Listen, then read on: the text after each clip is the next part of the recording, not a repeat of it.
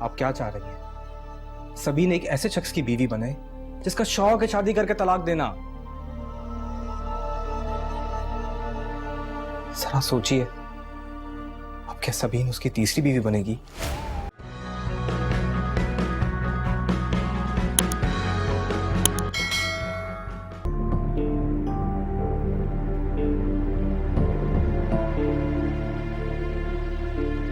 आइए आइए। मुझे पता था कि मेरी बाजी ये तय करके है। सबसे मुश्किल काम मंसूर को मनाना था। ये पूछो कि उन्हें कैसे मनाया मैंने। मंसूर भाई तैयार नहीं थे, मुझे मना कर रहे थे। हाँ, उनके नजदीक तो ये रिश्ता बहुत बेजोड़ है। कहाँ उनकी कम उम्र हसीन भतीजी और कहाँ मेरा तलाक याफ्ता भाई। फिर क्या किया आपने? वही जो करना चाहिए था। मैंने कहा कि आपकी भतीजी और मेरे अकेले भाई की जोड़ी परफेक्ट है।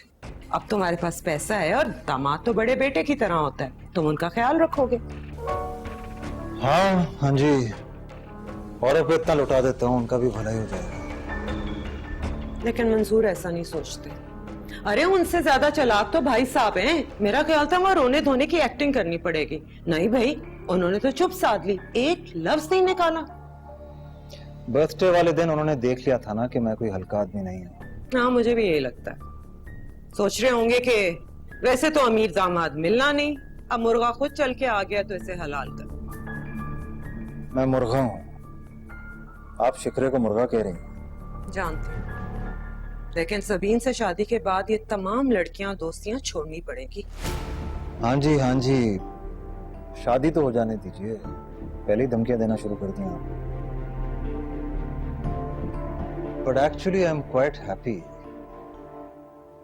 बहुत ही अच्छी लड़की है सभी।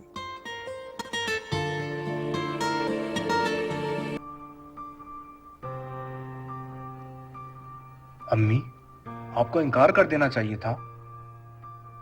जैसे ही वो लोग गए तुम्हारे अब्बा मस्जिद नमाज पढ़ने चले गए। जब उन्होंने कुछ नहीं कहा तो मैं कैसे बोल सकती थी। और तुम वैसे तो सबको चुप करा देती हो, तुम ही कुछ बोलती।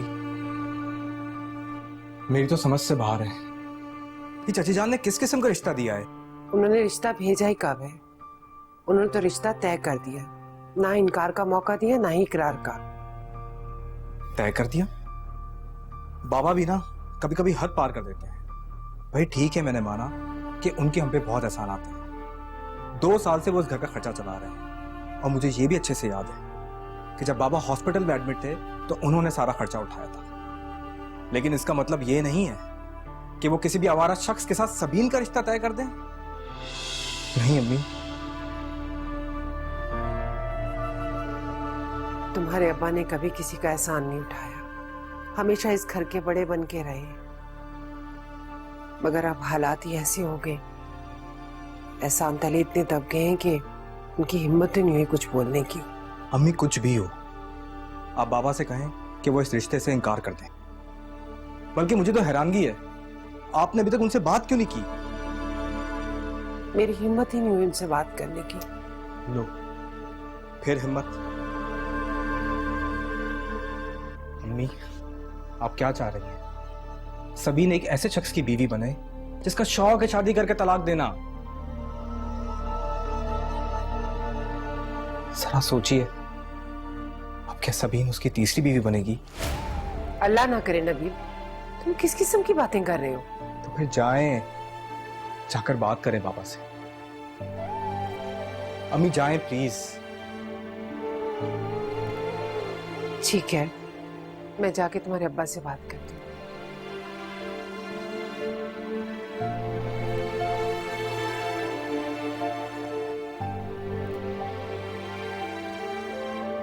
तुम बिल्कुल फिक्र मत करना मेरी बहन, अभी मैं हूं। मैं बाबा को कभी ऐसा नहीं करने दूंगा। मैं बाबा से बात कर लेती, मगर मैं उनकी मजबूरी समझती हूँ। जानता हूं, बाबा बड़े हैं, वो बोल सकते हैं।